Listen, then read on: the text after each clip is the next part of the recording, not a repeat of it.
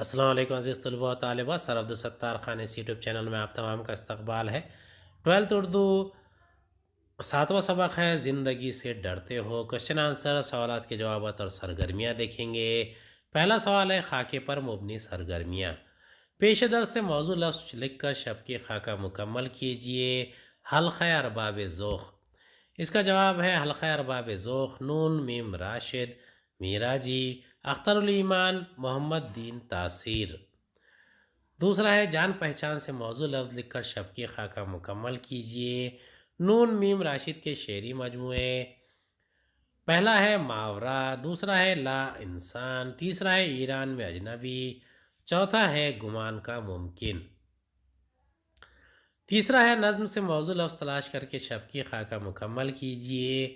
ڈرتے ہو، اس کا جواب ہے زندگی سے ڈرتے ہو، انکہی سے ڈرتے ہو، آدمی سے، روشنی سے۔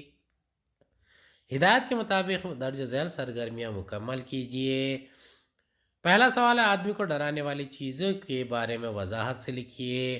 دوسرا گزرے ہوئے دور کے بارے میں شاعر کے خیالات قلم بند کیجئے۔ تیسرا نظم کی روشنی میں آدمی کے متعلق شاعر کے خیالات لکھیے۔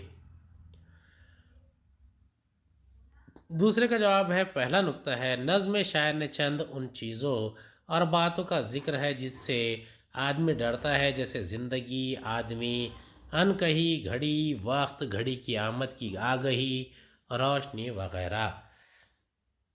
نئے دور کا انسان انسانوں ہی سے لڑتا ہوا نظر آتا ہے اور اپنے ہی بھائی انسان کی زندگی اجیرن کر کے رکھ دیتا ہے۔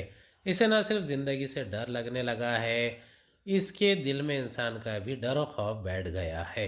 اس دور کے انسان کی پریشانی و ناکامی کا بنیادی سبب یہ ہے کہ وہ ان باتوں سے ڈرنے لگا ہے جن سے ڈرنے کی ضرورت قطعی نہیں ہے، اور اسی طرح وہ باتیں ہیں جن سے ڈرنے اور احتیاط برتنے کی ضرورت ہے لیکن ان سے بے خوف ہو کر رہ گیا ہے۔ جو بات کہنے کے قابل نہیں، یعنی جن کی کوئی حیثیت نہیں، جنہیں ان کی انکہی کہا جاتا ہے، ان سے ڈرا جاتا ہے۔ وہ وقت، وہ گھڑی جو ابھی آئی بھی نہیں ہے، اس کی کیفیت و شدت کا کوئی یقینی تصور بھی نہیں ہے، محض انداز و گمان کی بنیاد پر اس سے خوف زدہ ہے اور ایک ذرا سی آہٹ پر سہم جاتے ہیں۔ رات کی تاریکی، ظلم و زیادتی کے ایام کے ختم ہونے کی باتیں بتانے والے کو اہمیت نہیں دی جاتی۔ اس بے بصیرتی کی انتہا یہ ہے کہ اسی رہنما روشنی سے ڈرتے ہیں۔ دوسرا ہے آج کا دور ظلم، ناانصافی، اظہار خیال کی پابندی اور عدم مساوات کے واقعات سے اس حد تک دوچار ہے کہ لوگ انہیں زندگی کا لازمی جزو سمجھ کر برداشت کرنے لگے ہیں، انہیں معمولی جاننے لگے ہیں۔ شاعر نے گزرے ہوئے دور کے بارے میں کہا ہے کہ اس زمانے میں بھی لوگ حکمرانوں کے عطاف کا شکار ہوتے تھے، ناکامی ان کا نصیب ہوا کرتی تھی، لیکن اس رویے کے خلاف آوازیں اٹھتی تھی۔ جہاد ہوتا تھا، لڑائی و معرکوں کے علم بلند ہوتے تھے اور انقلاب کے نعرے لگائے جاتے تھے۔ مختصر یہ کہ ظلم و زیادتی کو برداشت نہیں کیا جاتا تھا۔ تیسرے کا جواب ہے نظم میں شاعر نے موجودہ دور کے آدمی انسان کے ڈرے ہونے کی بات کہی ہے۔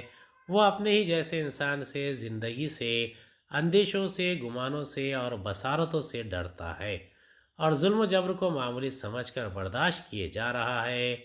شاعر نے اس آدمی کو تاریخ، ماضی کے حوالے سے سمجھانے کی کوشش کی ہے۔ ظلم و جبر کو کبھی بھی معمولی نہیں سمجھا گیا ہے۔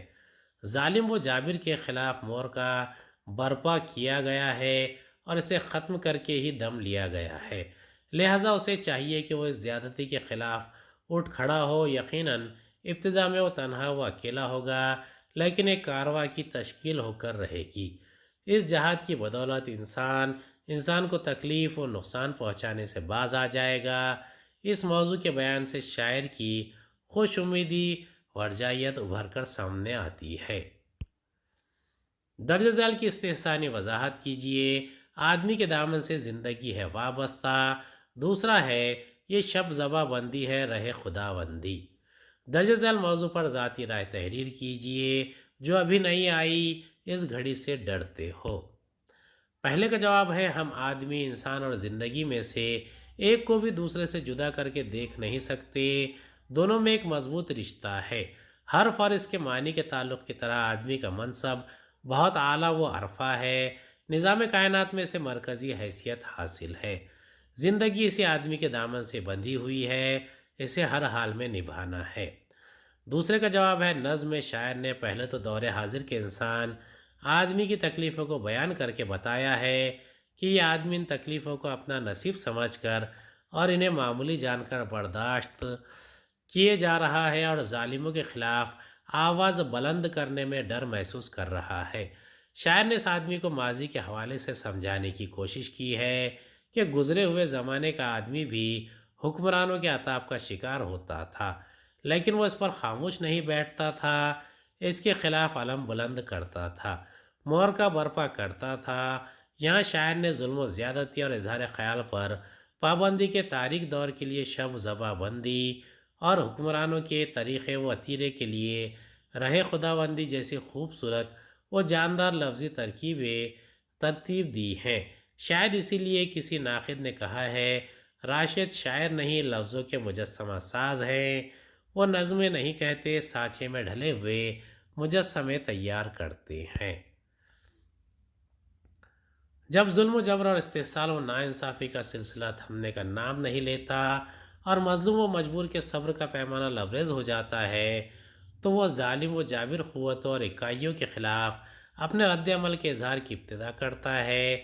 ایسے میں حکمرانوں کے ایجنٹ یا بزدل عناصر یا مصلحت پرست افراد فوراً اپنے کام پر لگ جاتے ہیں اور انہیں صبر کی تلقین کرتے ہیں، اور مستقبل کے کسی بڑے نقصان کے اندیشے میں مبتلا کرتے ہیں۔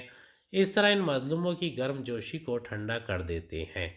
اس سلسلے میں میرا نقطہ نظر یقینی طور پر صبر کرنا ہے، لیکن ایک حد تک جس دن یہ احساس ہو جائے کہ صبر کو کمزوری سمجھا جانے لگا ہے، تو پھر حالات کے پیش نظر رد عمل کے اظہار کا سلسلہ جاری کرنا چاہیے۔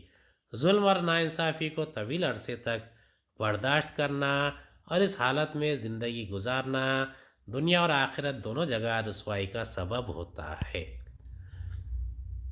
ہدایت کے مطابق درج ذیل قواعدی سرگرمیاں مکمل کیجیے۔ پہلا ہے اس نظم کی ہیت کی وضاحت کیجیے۔ دوسرا، درج ذیل ترکیبوں کی وضاحت کیجیے۔ رشتہ ہے آہن، بیر یا خدائی، راہ رو کا خون۔ تیسرا، اس نظم سے چند ہم خافیہ الفاظ جمع کیجیے۔ چوتھا، اس نظم سے چند ایسے مصرے جمع کیجیے جن میں ردیفوں کا استعمال ہوا ہو۔ پہلے کا جواب ہے نون میم راشد کی تخلیق زندگی سے ڈرتے ہو آزاد نظم کی ہیت میں ہے۔ نظم کی یہ ہیت جدید نظم کی ایک قسم ہے۔ آزاد نظم کی تعریف وہ نظم جس میں وزن، قافیہ اور بحر کیے روایتی اصولوں کی پابندی نہ کی گئی ہو، یعنی ان سب پر پابندیوں سے جو نظم آزاد ہو اسے ہم آزاد نظم کہتے ہیں۔ اس کے مصرے چھوٹے بڑے ہوتے ہیں، مگر اس میں بھی نئے اسلوب کے تحت ایک خاص قسم کے شعری وزن کو برقرار رکھا جاتا ہے۔ دوسرے کا جواب ہے رشتہ ہائے آہن۔ یہ ترکیب مرکب توصیفی کی مثال ہے۔ اس میں رشتہ ہا یعنی رشتے کی جمع، موصوف اور آہن، آہن لوہا اور آہنی لوہے کی طرح صفت ہے۔ دونوں کو جوڑنے کے لیے موصوف کے آخر میں حمزہ لگایا گیا ہے۔ یہاں حمزہ اضافت کا کام کر رہا ہے، اسے اضافت توصیفی کہتے ہیں۔ دوسرا ہے بیر یا خدائی۔ یہ مرکب توصیفی کی مثال ہے۔ اس میں خدائی موصوف ہے تو بیر یا صفت ہے۔ تیسرا ہے راہ رو کا خون۔ یہ مرکب اضافی کی مثال ہے۔ اس میں راہ رو مضاف الیہ اور خون مضاف ہے۔ کا دونوں کو جوڑنے کا کام کر رہا ہے، اسے حرف اضافت، حروف اضافت کہتے ہیں۔ تیسرے کا جواب ہے نظم کے ہم خافیہ الفاظ آدمی، زندگی، گھڑی، آگہی، آرزو مندی، خداوندی، نشاں، زباں، اذاں، نوا، صدا، خوں، جنوں۔ چوتھے کا جواب ہے پہلا ہے حرف اور معنی کے رشتہ ہائے آہن سے آدمی ہے وابستہ، آدمی کے دامن سے زندگی ہے وابستہ۔ دوسرا ہے جو ابھی نہیں آئی اس گھڑی سے ڈرتے ہو، اس گھڑی کی آمد کی آگہی سے ڈرتے ہو۔ تیسرا ہے ہاتھ جاگ اٹھتے ہیں راہ کا نشان بن کر، نور کی زباں بن کر۔ ہاتھ بول اٹھتے ہیں صبح کی زباں بن کر۔ چوتھا ہے اس دہا میں انسان سے فرد کی نوا آئی، ذات کی صدا آئی۔ امید ہے آپ کو ہمارا ویڈیو پسند آیا ہوگا، اگلی ویڈیو میں دوبارہ ملاقات ہوگی۔ خدا حافظ۔